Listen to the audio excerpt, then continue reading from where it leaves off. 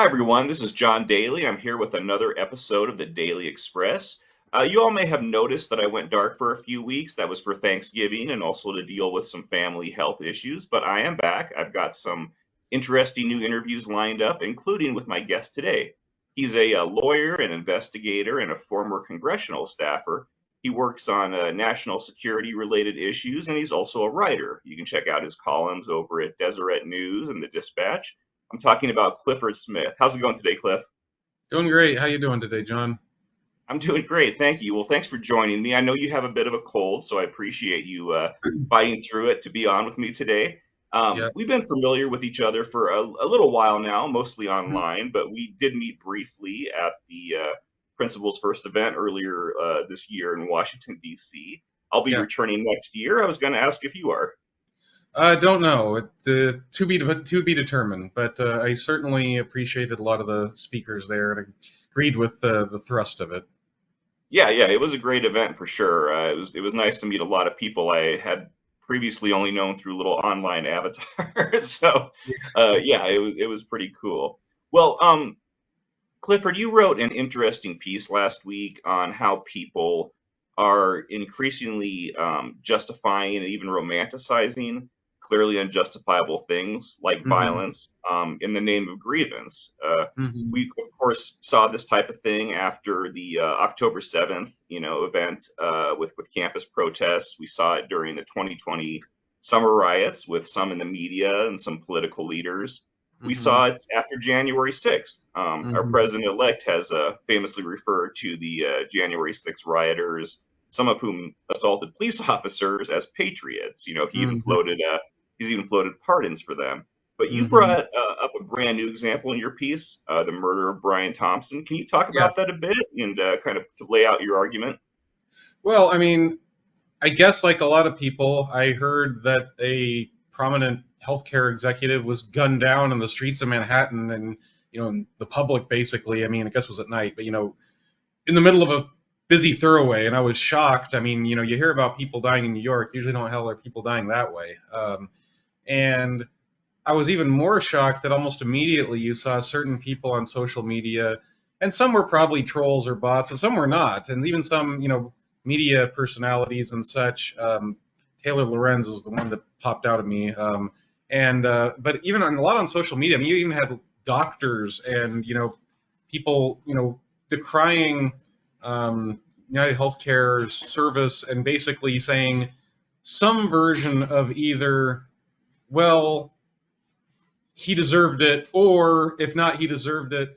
Well, he kind of brought it on himself, and maybe this isn't so bad because people get denied coverage and they die too. Now, I mean, that logic is predicated on so many fallacies from a point of view. It's difficult to know where to start. I mean, for one thing, um, look, I get it. Our healthcare system is flawed. But the thing is, all healthcare systems are flawed, and by all definitions, you are dealing with a finite resource, and you're on some level you're going to be making decisions that are affecting life or death issues. I mean, it's just a reality. And the idea that there is some pie in the sky perfect version that if we just didn't have these people making money off of it, that somehow everything would be perfect. I mean, it's just not true. There may we can have an argument about what would be a better system or a worse system, or a tweak here or there, or even a complete overhaul. Either way, you're dealing with an imperfect system. The idea that therefore a CEO of a company that by definition is going to be making some calls that's going to affect life and death issues is worthy of being gunned down in a New York street. I mean, there is no end to that logic. None. If you can use that to justify it, you can use anything. You can justify anything. I mean, you could start saying that, oh, I don't know, the CEO of Coca-Cola company should be gunned down because people die from obesity from eating too much sugar from his product. I mean, there is no end to that. You could go in any direction. And I do think it kind of speaks to a wider issue that we're seeing, where that if somebody thinks they have a legitimate grievance, which in some cases may be legitimate, in some cases may not be, I have no way of knowing, but they think that whatever the grievance is, whatever I do to fix it is okay because I have a legitimate grievance. It's not true. It's comically obviously not true. I think if you think about it, I think if you apply any sort of moral, religious or other, mind frame to it of any sort of historical credence. And yet we're increasingly seeing that. I mean, you mentioned October 7th. Perfect example. Look, I've been to the Palestinian territories. I know Palestinians. It is true that at the end of the day, I take a pro-Israel stance in the sense that I believe it has a right to exist as a Jewish state. However, I understand the plight of Palestinians. I don't diminish it. I don't think that the situation is great. Does that justify the intentional murder of innocent civilians that are going to a concert? No, and it doesn't even come close. And the amount of people in the academy, in particular, that were saying otherwise was shocking. But it's not just on the left. It's not just in the academy. It wasn't a very similar situation as you mentioned. It was October 6th, or excuse me, January 6th. And in January 6th, cops got beaten. One died. I know that the reason is contested, but I mean, one way or another, had a violent mob, and in this case, it was based on a conspiracy theory, frankly. But let's say, for the sake of argument, that they were right, that the election had been stolen. Hanging Mike Pence as they were chanting, and sacking the Capitol and trying to murder Nancy Pelosi. That doesn't actually get you anywhere, is the funny thing. Even if they were right, and even if somehow you could say that the grievance was so bad it was legitimate, which I don't buy, but it doesn't actually fix the problem. You're not actually getting to fix the problem that way. And that's the thing that I think you're seeing repeatedly. And it's not just that it's not justified, it's also that the solution doesn't actually work. I mean, here's the thing. Let's say, for the sake of argument, that you think that you need a better health system, we need to overhaul everything. Killing Brian Thompson doesn't get you there. It doesn't. It's just blind rage. And I think there's far too many leaders on all sides of the aisle that are encouraging, or at least not pushing back against that kind of logic, that whatever response I have to a grievance is okay because I'm the aggrieved party. And it's scary thoughts, because it will get you in bad places, and it will do it really quickly. No, I think you're absolutely right, and it's shocking to me how comfortable people are talking about that. A lot of sentiment, this expressed sentiment, I would say maybe even 10 years ago would have been considered very fringe, very radical. But today, more and more people, for more and more people, I think grievance has become righteousness. Violence has unfortunately become more socially tolerable, as long as you empathize in some way with the perpetrator's feelings or their motivations or what you think drives them.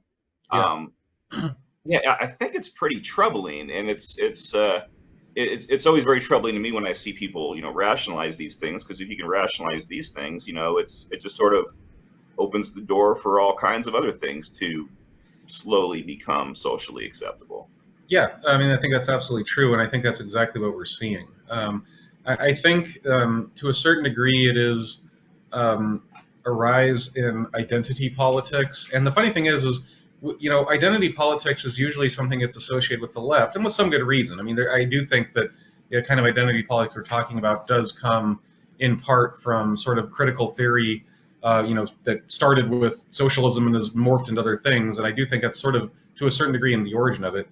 It hasn't stayed there. There is, I would argue, clear and obvious identity politics on the right.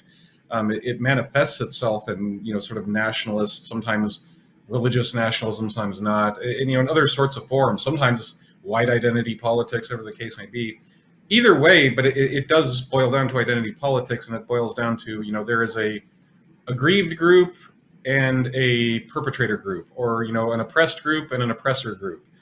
And whatever an oppressed group does to an oppressor group, based on one tagline, one idea, is deemed to be justified because of the real or imagined grievances one group has with the other. And again, there's no stop to that logic, and it begs all kinds of questions of identity. Because everybody has more than one identity. And which one is the oppressed, which one's the oppressor? What happens when you have, someone that is both an oppressed and an oppressor? I mean, these are the kinds of things, when you morph it into these kind of false binaries, you back yourself into a corner, and it becomes a free for all really quickly.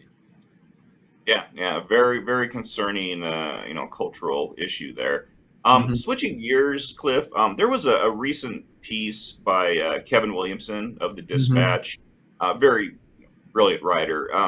But it really, I think it struck a chord with both of us. Kevin talked about people's obsession with the deep state. Hmm. That's a phrase we've heard ad nauseum, throughout the Trump era. This Hmm. notion, and there's historical connotations to it too, but this notion that there is this big, organized group of government officials secretly working in concert across a number of federal agencies to Hmm. undermine our elected leaders, or more specifically, undermine Donald Trump. Because Yeah. if you're not on his team, you're basically part of the deep state. I've been Mhm. accused of being part of the deep state. I've been to Washington D.C. twice, basically as a tourist, But Yeah. Well, I mean, I'm really, definitely part of the deep state. I've lived here for 17 years, so oh, very, so you know, very deep state. and let me tell you something about that. I'll tell you a Washington joke that actually I think explains sort of the problem with the whole phenomenon of the deep state, and that is um, people that talk about the deep state. They think that Washington is a lot like House of Cards, these sort of malevolent players manipulating things and all these bad things going on. Anybody who is intellectually honest and has spent more than 5 minutes in DC, I think will tell you the same thing. The show Veep is much closer to the reality of Washington, D.C. than House of Cards.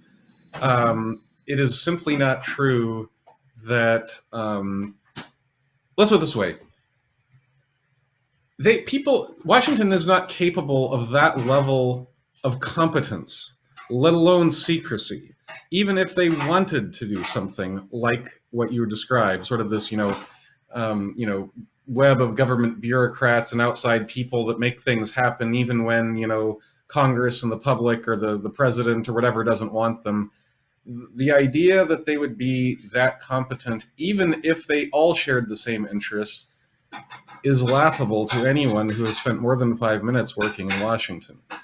Um, which is not to say the entire concept is in the broadest sense is illegitimate. I mean, if you talk to experts on Turkey, for example, that's where the original term comes from. It was a Turkish term, which I can't pronounce, frankly, but that amounted to a sort of bureaucracy that really did run things and really did have long-standing relationships with each other and undermine civilian government. Yeah, in Turkey in the past that has been a thing. That's true. And what's more, it's true that certainly going back to the Truman administration and maybe going back much further, there has been an issue of presidents that thought with some degree of legitimacy that, basically that the bureaucracy had a mind of its own and didn't seem to do what the president was telling it to do, or even his, political appointees was telling him to do. I mean, Harry Truman wrote in his diary that once again the State Department boys have a good idea that's against the best interest of America, and he was constantly feuding with the striped pants boys, he called them, at the State Department. I mean, it's not a new problem. But the idea that this was some kind of cabal trying to run things is just ludicrous. It's not true. As what is really true is, yes, you have bureaucrats that are self-interested, that have their own points of view, have their own incentive structure. We created a civil service structure that has, shall we say, significantly less safeguards. It's very difficult to fire civil servants. It's even difficult to reassign them. So, yeah, sometimes they get little fiefdoms. They do things that the elected branches don't want them to do, which I think, is in a sense an illegitimate usurpation of state power. But it's on a much smaller level. It's much pettier. There's not a grand strategy. It's not a grand theme. It is a problem as old as bureaucracy, and it's not even just government bureaucracy. Frankly, it's any large organization where you have people. And yeah, it's bigger in Washington because Washington is a bigger place with bigger bureaucracies. But the idea that it is specifically aimed at Donald Trump because of a couple of emails, Peter Strzok sent to someone is just not true. And I think anybody that looks at it for more than 5 minutes knows it. Yeah, I mean, like you said, bureaucratic self-interest, very much a real thing. But it's funny to me because the way people talk about the deep state, they kind of make it sound like this Hydra-like conspiracy. For those of you familiar with the Marvel universe, But yeah, it comes across to me, and it has since I really started hearing this a lot. I guess it was back in 2015, 2016. I'm sure it predated that, but that's when it became sort of popularized. But it strikes me, it always has, is silly and cartoonish. I think Well, it's a way to create sort of this ever-present foil for mhm. Donald Trump to explain, in some cases, his failures, and to bolster his image as a fighter. He's got to have someone who's hitting up against, taking on the establishment. Yeah. And I think a lot of media careers, again on the right, have been built on this type of thing. It's in some cases resurrected on this type of thing. Oh, So 100%, 100%. And what's more, I was actually about to go there with the permanent foil thing. I mean, look, I don't consider myself a true expert on much, but I have spent a lot of time, looking at what's going on in the Middle East and South Asia and some parts of Africa, and the troubles of you will notice whenever a petty dictator in any of these parts of the world that have less established institutions, they tend to, when things go wrong, they need someone to blame, and they need to, and they always find a foil. It usually is, um, um, I mean, a lot of times Arab countries blame Israel or a Jewish conspiracy. A lot of times, but there's others. I mean, that's how you got to the Rwandan genocide. Frankly, you had people that needed to blame, some other ethnic group for their failures. There's always something. Look, I'm not saying that I'm expecting Donald Trump to start, massacring a minority group or anything. I'm not saying that. What I am saying is that it serves a very similar function as all these different things have to foreign dictators that you see all the time.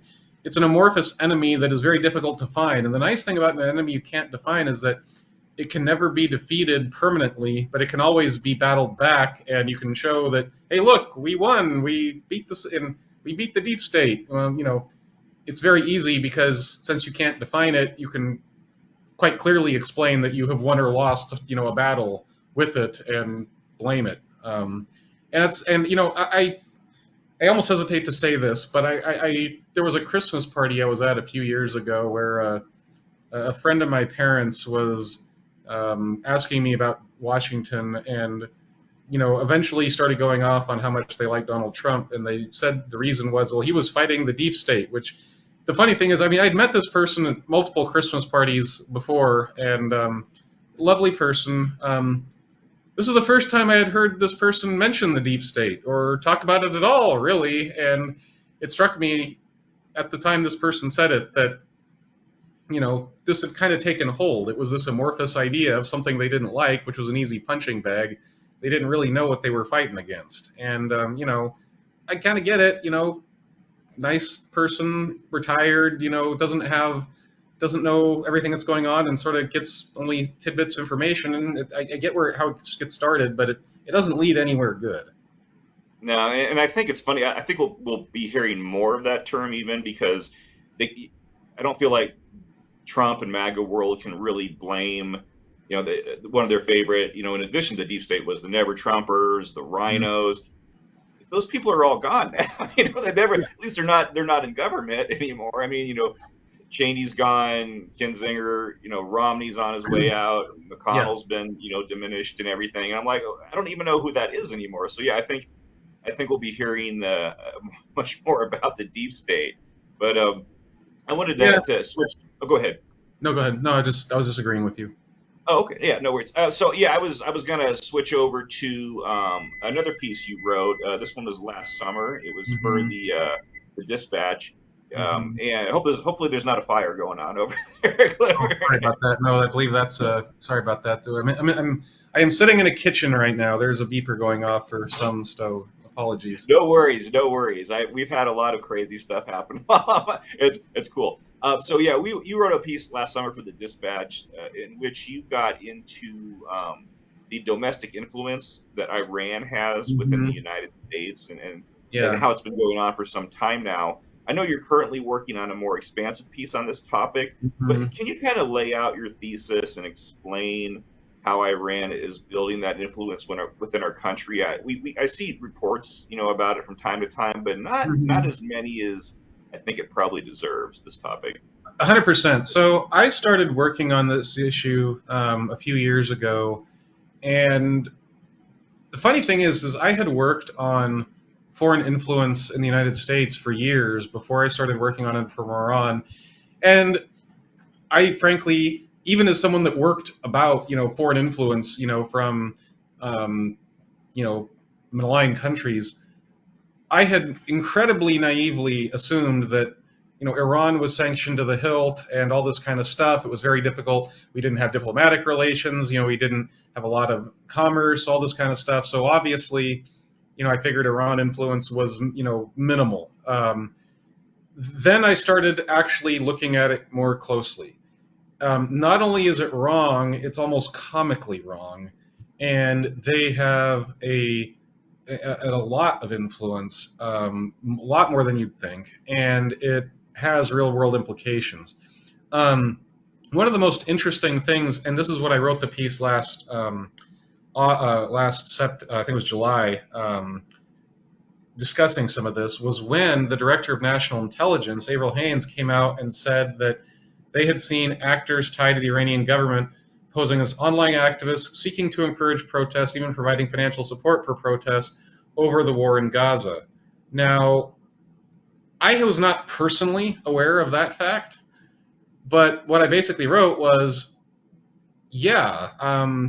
actually, given what I know now, I would be surprised if it were anything else. I'm not surprised that they are doing that, because that is what Iran does. Long story short, Iran has had influence in America for many years, and in ways that were not that hard to find. We just haven't done much about them, or at least not enough. A big issue, and just to go show you this is not partisan, is an organization called the Alavi Foundation. This predates the Islamic Revolution. It was set up by the Shah as a foundation to, further Persian culture and, whatever. It's just, benign stuff, basically.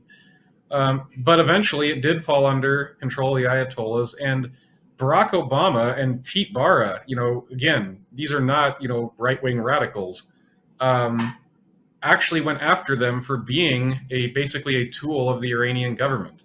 This organization, for example, has funded Shia mosques to an extensive extent, not all over the country, particularly in Houston, in Michigan, and several in the Washington, D.C. area. I don't think that's a mistake. They quite openly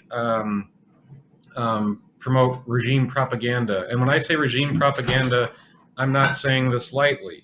A colleague of mine wrote an article on a Alavi Foundation-funded mosque in Potomac, Maryland.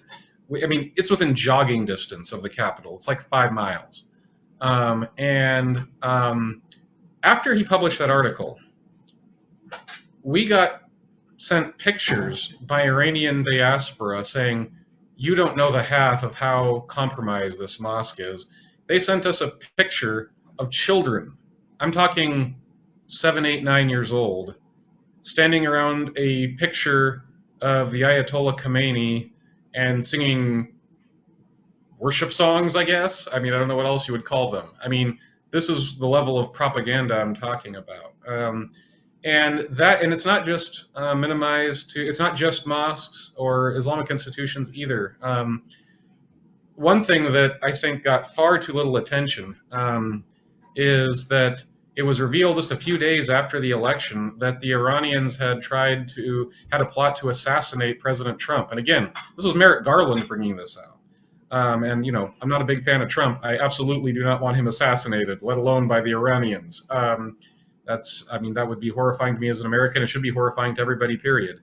And it kind of came and went, partially, I think, because of the more spectacular shot of him almost dying, back earlier in the summer when we could see pictures of it.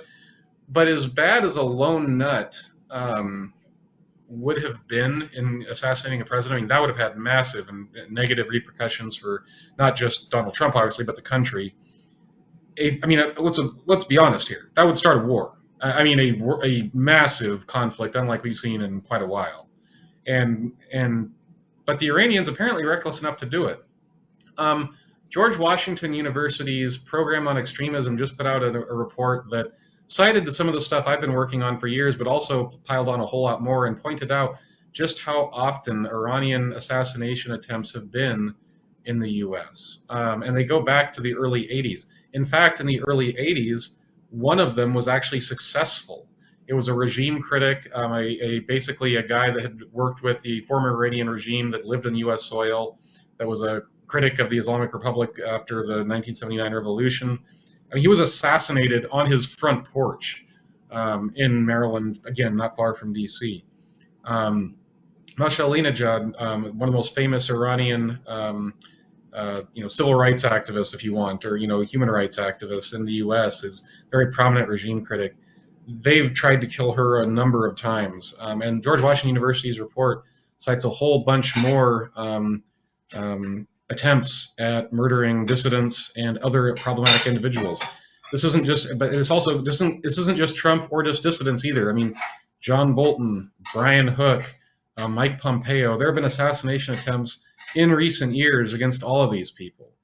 I am not aware. There may have been, Russian or Chinese or who the hell knows. I mean, as far as I know, there could have been plots from other governments. There hasn't been any that have been as obvious and open and have been as publicly noted as the assassination attempts of different people on American soil, other than Iran, in recent years that I'm aware of. And I don't think, to the best of my knowledge, they haven't occurred. I think the thing that you need to take away from all this is multiple things. I mean, I could go on and on. Frankly, when you start getting into this Iranian influence stuff, there's so much, it just keeps going. And it's shocking just how much influence they've managed to gain. But I think the real takeaway here is this. Due to their own recklessness, Russia's recklessness, and other reckless, Sunni or jihadists, Iran is now on its back feet. Israel has clobbered Hamas and Hezbollah, and after clobbering Hamas and Hezbollah and Russia's own mistakes in Ukraine, losing influence in Syria, Iran's another big regime, that is Iran proxy, basically the Syrian regime, which was at this point a puppet for both Iran and Putin, has all fallen. Iran's influence in the region is waning right now, badly. And the Israelis have proven they can take out people in the heart of Iran, as they did with Ismail Haniyeh just a few months ago. They are really on their back feet. How do they get out of this? I'll tell you how they get out of this. The only way they get out of this is to convince America and Europe and Israel and others that they are inevitable, that they can't be defeated, that you're just going to get in trouble trying. And I'm not calling for an invasion of Iran. What I am saying is our policy should be based on the fact that the regime is vulnerable, its expanse across the region, its murder across the region and across the world is not inevitable, and it can be turned back. I don't think we'll come to any other policy, honestly. I think any other policy will come, at least in significant part, from people from Iran using these kinds of influence networks and these kinds of tactics to appear to be much stronger than they really are. So you'd mentioned, the assassination stuff. Really, it's funny because you hear that and it's very sobering, and then you don't really hear it again. So you kind of forget about it. But I was going to ask, from the propaganda side, in your research, does Iran do much with social media? I mean, Russia and China, we know they have kind of mastered this. They spread a lot of propaganda across social media, a lot during the elections in the United States. Yeah. Have you found much online influence that Iran has in the United States? I have not. I am not personally, look, there's a lot to know, so there could be some things I've missed. I am not personally aware of any, Russia does the troll farms and all that kind of stuff, and they've, pumped money into social media accounts to stir things up. I am not aware of efforts that are quite like that, and they don't have the influence of China with TikTok and such, so it is different. However, it is worth noting that a lot of the institutions I mentioned, they're all over social media. And so it's not like that is unknown. That is certainly out there. And what's more, they do have, pretty overt influence arms. Press TV is something that has a presence on social media and on the internet and stuff. Press TV is I mean, it's Iranian propaganda. It's Iranian Pravda. That's all it is. It's that simple. And that certainly has a presence. What's more, one thing I didn't even get into is there are a number of prominent officials, um, former Iranian officials, that are sitting, for example, at universities. A man by the name of Hossein Mousavian. He was a former Iranian ambassador to Germany, a former um, nuclear negotiator, among many other things. He also ran the Tehran Times, which is essentially an English language propaganda outlet going back to the 80s. Um, but he has a seat at Princeton, and he gets invited to lectures, and he tweets all the time, and he puts his spin on things all the time, and he puts in prominent journals, his views as if they are an independent expert from Princeton's. Now, the guy spent 27 years, basically holding government positions in Iran. All of a sudden, has a job at Princeton, and now he's a apolitical professor in theory. I don't buy that. And what's more, I don't buy, I know people that I can't get into details, but I know things he does behind the scenes through sources of mine. Let's just say he does not act what I would consider a traditional academic to be. He acts a lot more like a covert diplomat. And so, look, some of this is not hidden.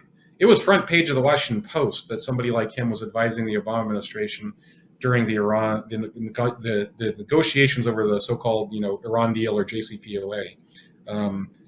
So again, the thing isn't really what Iran is hiding. I mean, most of this really isn't that hidden. I mean, yes, are there Hezbollah operatives that have gotten into the country and, for example, made deals with Hell's Angels to try to assassinate people, as the George Washington University report discusses? Yes, that kind of things happen. But a lot of it's very out in the open. It just takes a matter of looking and talking about it. And I do think, unlike Russian propaganda and to a certain degree Chinese propaganda, there's been a reluctance to call it out, because this is the uncomfortable truth about Islamism, is that not all Muslims are Islamists, but all Islamists are Muslims. And so whenever you point out these kinds of things going on, it gets seen as in a religious vein, you're just Islamophobic, or you hate Muslims, or whatever the case may be. And it's seen as sort of picking on the little guy. But that's not the case. There are many Muslims, many Shia Muslims are not certainly not apologists for the Iranian regime. I mean, the Grand Ayatollah Sistani, for example, in Iraq, is sort of constantly feuding with other Shia, mostly Iranian government types, over all kinds of things. And the funny thing is, they have an entire organization undercutting his Shia organizations because they want people loyal to Iran. I mean, this is the kind of thing you're seeing repeatedly when you start getting deep into this stuff. And so it is a real problem, and I do hope that the Trump administration, for all my disagreements with them, takes this very seriously. I hope they start dismantling these networks, and I sure as hell hope they don't take this kind of stuff into account when they are making policy against Iran, because Iran is an enemy, not just of Republicans, not just of Democrats, of all Americans, and of its own people, about 95% of them, and we should be making policy with understanding that. Well, it's a serious topic. Like you, I wish it was discussed more, but you offer a lot of helpful insight. I think listeners and viewers will appreciate. This has been great, Cliff. I don't want to keep you too much longer, but I want to thank you for coming on today and talking about these topics. And I'm sure and I'll put some links to your columns so people can check out this new column that's coming out. Is there I'm just curious, any other projects you're working on that you want to share before we go? Oh, not That you can talk about? yeah. Well, honestly, I have a day job, and I also have a side job writing and stuff, and so the topics kind of comes and goes. I mean, I did work in national security policy for almost a decade. I still dabble in it. I do some other things as well, but the topics that come up, partially as they come up in the news, and then I'll look into something and start writing about it, especially if I already know something about it. I am sort of taking a bit of a break for the holidays. I think my next two columns are going to be about movies, Christmas movies. But nice. After that, and I do occasionally write about a film as well. So yeah. But no, I will continue. I will say this. I'll mention one other column I have already written, and think I will, in one fashion or the right again, and that was, look, there is Donald Trump is a man without an ideology or even a clear set of ideas of what he wants to do on foreign policy. He has impulses, but not clear plans and not a clear ideology. That has strengths and weaknesses. I consider them. I have some significant problems with that approach. Nonetheless, at some level, you will see fights come out within his administration. And you're already seeing it. I mean, I have some differences with people like Marco Rubio and Mike Walls, but I respect them. I think they're sane, reasonable voices when they talk on foreign policy. And I think that good things might come from them, I guess. Other people, sort of the isolationist crowd is represented by Tulsi Gabbard, or the inward-looking, and I would say wildly inexperienced Pete Hegseth. I mean, this is different. And, who has his ear last and who is saying things will have an impact. Trump has appointed Keith Kellogg, a general of that has some things to recommend about him. He worked for Mike Pence. I don't know him personally. I have heard good things about him from contacts I know, to be sort of the envoy to Ukraine and Russia. I consider, as big as Middle East is, Ukraine-Russia feud, war, good grief, I should say, to be the most important conflict certainly going on currently, and almost certainly going to be of my lifetime. The outcome of it will dictate a lot of the things. I have real concerns about the direction the Trump administration will go. I think Donald Trump has said a number of things over the past 4 or 5 years that deeply concern me about his direction on Ukraine. That said, I think Rubio and Walls have said some good things at times. I think General Kellogg has said some good things at times, and I think Trump is capable of being flexible. So I hope that, and I might write more about this, I do think that that is something we really need to be very concerned about, and I hope that the war in the Trump administration over policy, I hope the good guys come out on the right side. I hope the people like Walls and Rubio have more influence than the more isolationist crowd.